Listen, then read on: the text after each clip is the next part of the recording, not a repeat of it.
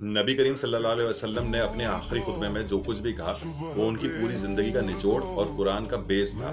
सारी बातें ही उसके अंदर कीमती थी, लेकिन यहाँ मैं एक बात करना चाहूँगा कि नबी करीम सल्लल्लाहु अलैहि वसल्लम ने फरमाया था कि तुमसे पहली कौमें इस वजह से तबाह हो गई थी कि वहाँ पे जब कोई अमीर ताकतवर कोई जुर्म करता था तो उसे माफ़ कर दिया जाता था, और जब कोई गरीब कमज़ोर इंसान जुर्म करता था तो उसे सख्त से सख्त सज़ा दी जाती थी। तो अब हमारे सिंध के शहर में कराची में ये सिलसिला ऐसा चल रहा है कि आपके सामने है ये वीडियो, जितनी भी पुलिस की कानून के नाफिज करने वाले बड़े बड़े ताकतवर लोग, इनकी पुलिस मोबाइलों के ऊपर तो नंबर प्लेट मौजूद नहीं है, लेकिन किसी गरीब की नंबर प्लेट ना हो तो उसका जीना हराम कर दिया जाता है, उसके ऊपर मुख्तलिफ कवानीन पास किए जाते हैं। और अब कराची वाले जो हैं,